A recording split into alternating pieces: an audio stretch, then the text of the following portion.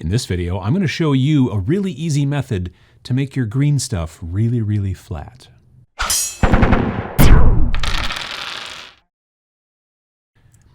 So I've got these Necrons. They're part of my Necron kill team. I've got warriors, I've got a Deathmark, I've got immortals, and I was watching a battle report recently, I forget which channel, but they were playing a kill team with Necrons. And the Necron player was also using flayed ones. Now, for those of you that don't know, flayed ones are the kind of hand-to-hand combat Necrons, and I don't have any in my army, or my roster, whatever you call it, in kill team. And I thought, you know, I kind of would like to maybe try to put some in there because some close combat support would be kind of helpful. The problem is that I am not a big fan of the look of the flayed ones. They are old models. They were originally in metal, now they're in resin. Kind of sketchy. And they had these sort of Edward Scissorhands kind of like claw things going on. The flayed ones, in the fluff, they're Necrons that have kind of gone crazy, like their programming's corrupt or whatever, and they don't want to do the range attacks with all the cool Gauss weapons. They want to actually get up and claw and bite and then get lots of skin off of living beings and then drape it on themselves, hence flayed ones. So I decided I want to make my own flayed ones, and I took some warriors and I kind of cut them up, and I did some improvised weapons. They found some stuff on the battlefield, an old chain sword, or perhaps just pieces of metal that they've lashed to their limbs and stuff like that. But the skin part, that was going to be kind of difficult for me. So I'm not a pro at green stuff. Green stuff is the kind of putty. There's yellow and blue. You squish it all together and it makes this green putty, which you then shape and sculpt with, and then it air dries or hardens, whatever, and then gets really, really hard. And you see people use it all the time for all kinds of different stuff in the modeling industry. Back before everybody was doing everything in 3D computer world, as far as modeling is concerned, many modelers just actually modeled in green stuff, and then that was the master that then the molds were made from, and then they made metal or resin figures based off of that green stuff shape that was originally designed. This green stuff's been around forever. It should be in every hobbyist's toolbox, but trying to make it incredibly flat is pretty difficult. One of the reasons is because it's so sticky. It's a putty that once it's mixed together, it is sticky, and you generally have to keep your hands wet a little bit if you can to work with it. Otherwise, it'll stick to your fingers, it'll stick to your tools. So when trying to flatten it out, you can't just lay it down on a tabletop and roll over it with a rolling pin, because it'll stick to both the rolling pin and the tabletop, and it's just not going to work out for you. So I'd always heard in the past that what you did is you took like a plastic bag or two pieces of, saran wrap or whatever, and you put it in between them, and then you rolled over that. But you had to put something on the saran wrap first, otherwise the putty would stick to the saran wrap. And I'd heard things like all kinds of different lubricants, water-based, that kind of stuff. I've heard of people using olive oil and making flags and belts and sashes and all kinds of flat stuff that they want to add onto their models.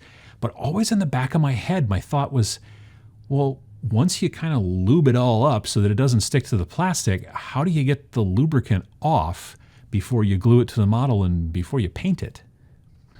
So I was to that point in the modeling process, and I wanted to get the stuff and put it onto my models, and I was trying to think, well, I don't know, we've got olive oil, could use that. How am I going to get the olive oil off? I did a little bit of research on how to remove olive oil off of things. Didn't really find a lot, that kind of stuff. There's not a lot of people who write a lot of articles about how to get, olive oil off of something so you can then spray prime it with your airbrush. Those keywords don't bring up a lot of, hits on Google. So my thought process is like, well, is there something else I could use besides, like lubricated this and that and the other thing and all that stuff so that I could do this? And I started thinking about, what does stuff not stick to? Well, there's Teflon. Stuff for the most part doesn't stick to Teflon. That's why I use it in baking. And then the word baking sort of stuck in my head. The word baking stuck in my head because I've got a big roll of baking parchment, non-stick parchment paper, baking paper, sometimes it's called in other parts of the world. And I use that for my wet palette. That's the thing that the paint actually, is put onto in the wet palette. If you've not seen the wet palette video, it's one of my most popular. Pachow. And so if you can get some baking parchment paper, nonstick parchment paper, baking paper, whatever you want to call it, you definitely want to have some in your hobby arsenal because it's perfect for your wet palette. But I started thinking, if it won't stick to cookies and things like that, maybe it won't stick to green stuff either. I did a little bit of research to figure out what makes it not stick to stuff, baking parchment. Now, I'm not talking about wax paper. That's a totally different thing. Wax paper you can't put in the oven either, from what I understand. But baking parchment you can. The reason that baking parchment doesn't stick to the cookies and things like that my wife makes is because there's silicone in it. So I thought, well, let's give this a try. So I took some green stuff. I took a little bit of the, let's see here if we're going to see this on the screen, a little bit of the blue and a little bit of the green, and I squished it together. This is the way you do it, by the way. I generally just take 2 balls out of the same size of not liquid green stuff, regular green stuff, and I push them together, and I twist it, and I twist it, and I squeeze, and I twist, and you keep doing that until you get the green putty that you're used to and that you want to be able to use on your models.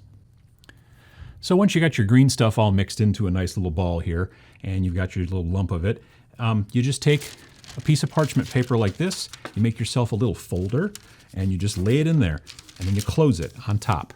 And then you take a rolling pin or something else round, like an empty bottle of rye that you happen to have around, don't ask. And you just pretty much just roll it over repeatedly to make it flat. And you go a lot of different ways. You kind of go this way, and you go a little bit this way, and you go a little bit this way.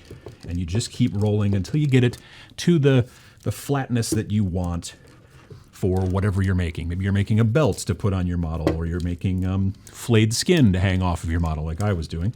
And you just do this, and it's all there. And now you'll notice it doesn't stick. Look at it, it's sliding around. That's sticky green stuff. It sticks to my finger instantly, but it doesn't stick to the baking parchment. Now I can't get it off my finger. So once you've got it flat like this, all you got to do is you can just start taking, and generally you want to get your tool wet, you know, your scalpel, your X-Acto blade, or whatever it is you're going to use. Get it kind of wet because this stuff will stick to that too. And then you can just cut pieces that you want and get exactly kind of the things that you want to get, and you get a super crazy thin. Look how thin that is. You can't even. Look at how thin that is. It's like 2-dimensional. And you can just do that, and it will stick to everything but the baking parchment. And then you use a little bit of CA glue, and you dab it onto your model, you know, in the spot where you're going to hang your flayed skin or whatever, and go from there. And that's all you have to do. And I thought to myself afterwards, I'm like, but is there something in the paper maybe that sticks now to the green stuff, and now the green stuff won't take paint?